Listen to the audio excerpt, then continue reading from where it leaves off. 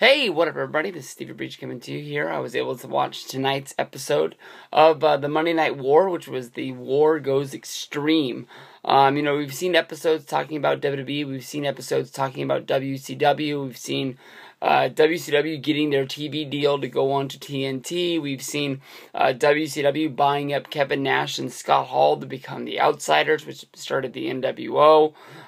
Basically, we saw WWE changing their attitude to go in a different direction. We saw at the beginning of DX. We've seen, Bret Hart leaving WWE to go to WCW with the Montreal Screwjob, and we've seen the history of Mick Foley. Lots of this has been spending time on things inside of those companies, and on this one, they went outside of the box and they showed you basically what was going on in ECW, the third company that was involved in the war. These days in wrestling, right now we have, WWE, which is a huge part of, the wrestling world. Then there's TNA, which definitely has had more popular times in the world of wrestling. It still holds, a good portion of viewers. It's definitely the number 2 company in the United States. But then, there's some companies out there fighting for the number 3 spot. Some people would say it's ROH. People would say it's PWG. Some people might say that New Japan is creeping in on that spot. But basically, you can definitely see that there's a huge spot. There's a huge difference between number 2 and number 3. If you go back to the Monday Night Wars period, there definitely was a jumping off period point from number 2 to number 3, but it definitely was a lot closer than it is today. Some people were lucky enough to get ECW on television, and if you were, I'm sure you really, really enjoyed it. I was lucky enough to live in Atlanta, and Atlanta was lucky enough to get an ECW show about once a year. I was able to go to 3 ECW shows. 2 of those shows were 2 of the greatest shows I've ever been to. One of them is honestly the worst show.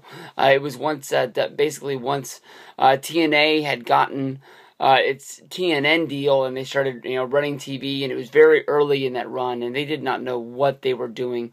It was basically a match, a 5-minute break, and then another match, and then another 5-minute break. There was nothing to keep building. It's one of the only wrestling shows that I've ever left early, just because it just was to the point of they're never going to get this ball rolling. They can't keep the momentum going. Anything that they gain from having a good segment is drowned out and died. It's like having, 10 intermissions in the matter of one wrestling show. There's only so many things you can do except sit in your seat and wait. You can only go to the merch stand. You can only go buy popcorn. You can only go to the bathroom so many times before you're just sitting in your seat and you're bored and you can't find anything to fill those 5 minutes with. But basically, honestly, I didn't like the story that they told in here. I thought that the way they told this was a roundabout way of saying that WCW was cheating during the Monday Night Wars. I don't want to go all Jim Nice 686 on you. Of course, everybody knows my good buddy Jim. He can be found now, if you don't know, on YouTube on Jim Nye 888. And Jim has a big problem with the WWE documentaries not going along with what was the past and telling a different story to sort of recreate things.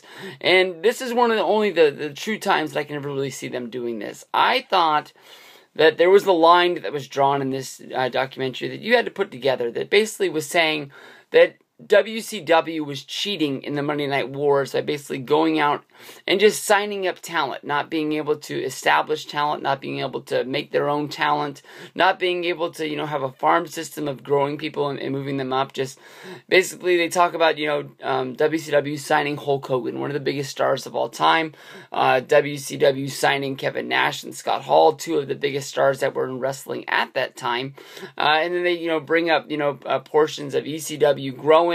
And right off the bat, Eddie Guerrero and Dean Malenko are plucked right out of there and put on Monday Nitro and treated as if they're homegrown talent for WCW. You go another year, and WCW steals Rey Mysterio and Psychosis. I know that it's not a big deal because they didn't spend a lot of time in ECW and they really didn't get really established there, but they also bring up, they didn't bring it up, but you have to know, and it's Chris Benoit, Chris Jericho came over after that, and it's just basically, WCW is just sucking up all of this talent to fill their mid card. While ECW was getting their roster completely raided, and WWE, was trying to, figure out what they were doing. They sort of brought up the point that they bring up in every episode that, WWE at the time was still cartoony. Even though they had a primetime Monday night show, they were still going after that Saturday morning audience, and then, of course, they show T.L. Hopper, the plumber. They show King Mabel, the rapper. They show Doink the clown.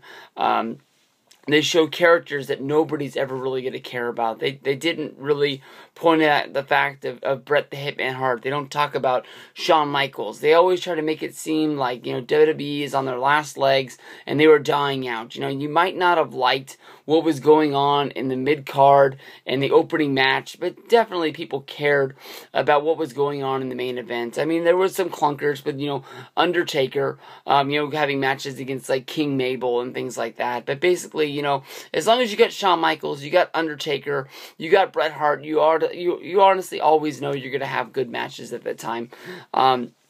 They never brought up the fact that WWE was doing the same thing that WCW was doing. And if you're talking about buying up these mid-card guys, that was like Rey Mysterio, Psychosis, Eddie Guerrero, Dean Malenko, and putting them in the mid-card, WWF signed Shane Douglas, the biggest star.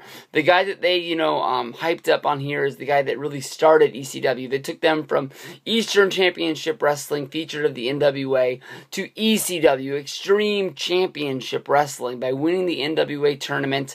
And his second, he's handed the NWA Championship, the same one that was won by Ric Flair and Harley Race throughout the years. Paul Heyman was just saying that, they had sort of, they lived their days, and the NWA was done, and they needed to separate themselves. So Shane Douglas threw the belt down, called it a piece of trash, and said that he was welcoming in the ECW Championship and moving in the new direction of there. He was quickly plucked out of ECW, put into WWF, given the gimmick of the Dean Douglas. And he would have, a program against, Shawn Michaels. He would have a program against Razor Ramon. And, he had a chance. He didn't get well liked by the Clique. The Clique didn't like him. He used that as a crutch for the rest of his career, saying that's why his career never took off. He never blames the fact that, I'm sure he didn't come to them and say, I want to be the dean. I want to be the school teacher that gets heat by drawing on a chalkboard. And, it's a very, very stupid, bad gimmick. I'm sure that he didn't come up with it, but he definitely agreed that he was going to do it. He didn't hold out and tell him he just wanted to be fucking Shane Douglas, a badass wrestler, and go in there and try to win it like that. But they never really bring up the fact that, I'm sure Stone Cold Steve Austin, it's well known that he didn't spend a lot of time in ECW, and basically when he went to WWF, it wasn't to be, the main eventer. It was just supposed to be, as he calls it, just a good sort of mechanic in the ring, a guy to go out there and have good mid-card matches against other mid-card guys, make other guys look good as they go up the card. He was never going to main event a show. He was never going to hold the championship. He was just going to be on the show making everybody else looking good. Not quite enhancement talent, doing job matches. Of course, he would wrestle in those matches, winning to make himself look good, so then once he got beat by somebody else, it would make the other person look great. But nothing was really supposed to come of it. They did bring up the fact of a very cool time in wrestling when Vince was basically looking for anything to give himself a buzz by having the wrestlers show up. And I believe it was the Mind Games pay-per-view, which was held in Philadelphia, that was main evented by Mankind going up against Shawn Michaels. I'm not 100% sure if that was the show. But there was a match going on, and the ECW guys sat front row. It was shoot, I just forgot his name. Justin Hawk Bradshaw going up against Savio Vega in a strap match, and Sandman stands up, downs a beer, and spits it right in Savio's Vega face. And, basically, getting ECW a whole lot of buzz while they're out there. Of course, last time they were in Philadelphia was the time that it was the King of the Ring, where Mabel won, and the whole time, they were doing the Mabel crowning. No fucks were given, basically, with all the the fans chanting ECW, ECW. So I'm sure that Vince wanted to sort of capitalize on that, and they built that up to, Vince, having ECW show up on Monday Night Raw to give them another buzz, saying, go out on our show, promote yourself, build up what would be your first pay-per-view, Barely Legal, which was an awesome show. I'm sure everybody's gone and checked that out on the WWE Network. If you haven't, make sure that's one of the next things that you watched. Of course, you got the Eliminators going up against the Dudleys. You got the three-way dance where the show almost goes off the air because they almost ran out of time, where Terry Funk wins the ECW Championship. Rob Van Dam versus Lance Storm. You got, oh, shoot, I can't remember who else was on there. But that was a very cool time in wrestling. I used to have a comp where basically this was a storyline that was running on WWF TV as well as on ECW TV, where Jerry Lawler was going to the ECW and wrestling matches and, helping getting Sabu and Rob Van Dam over by saying that they had jumped ship, and, they would come out and they would pledge allegiance to the WWF flag, calling himself Mr. Monday Night. And things like that. I think Rob Van Dam wrestled Jeff Hardy on one of those shows, but I used to have that comp on a VHS, and that was a very, very good comp. They talk about one of the coolest moments that's ever happened in the history of wrestling, and something that we'll probably never ever see again, was basically, when WCW was stealing wrestlers, not stealing, but signing, using their money. I don't want to make it seem like, they were the real true heels in this, but that is the definite feeling you got after watching this show, was basically the ECW champion, was signed by WCW, and he, needed to drop the title, so basically he showed up to Indianapolis, and ECW needed somebody to beat him in this, so they brought back Taz, who had left to go to WWF at the time. So an ECW ring held a match with a WCW wrestler wrestling against an ECW wrestler, no, a WCW wrestler. So like all three promotions were all intertwined. Something that you'll definitely never see in wrestling again. You'll never. We've always dreamed of a WWE against a WCW match of, Hogan versus Flair, Savage versus Sting. I can't think of anybody else, but that's what we dreamed of as a kid, and then we finally get to see it during this period of the 90s, even though it only lives on through the history of RF video fan cams. I'm sure it's on. I forgot about that comp. I bought it at WrestleMania 28's WrestleCon, the history of the ECW Championship. I need to give that a view and finish that up and check that out. I'm looking for it around my room right now to even see where it is. I don't know. Damn. I'm not seeing it on my shelf.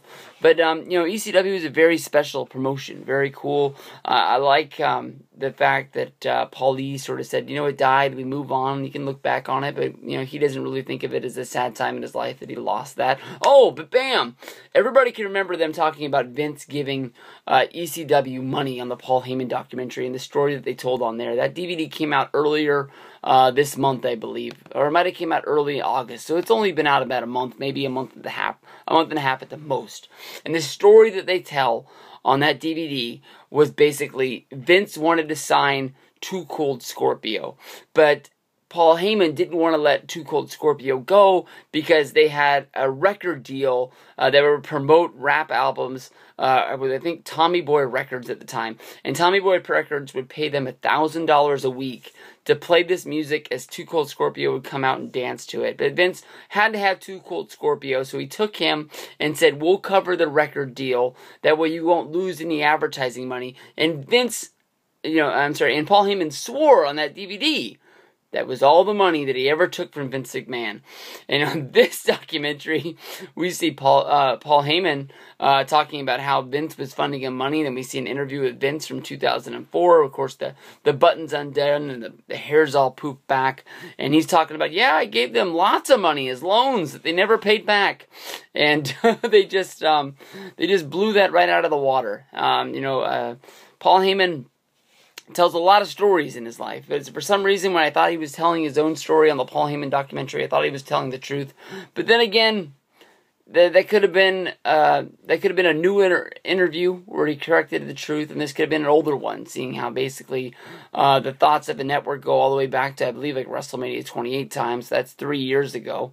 So maybe they weren't able to fix that. But I just thought it was funny that you could find two different stories on two different documentaries that came out so close together. But that's part of the reasons why, I like shooting reviews, is to see one guy's story and another guy's story, and then matched up with other guys, and then basically figure out whose bullshit I want to believe in the end. But awesome show. Monday Night Wars keeps pumping out good shows week after week. Next week is the Stone Cold one. Can't wait for that one. Peace out, everybody.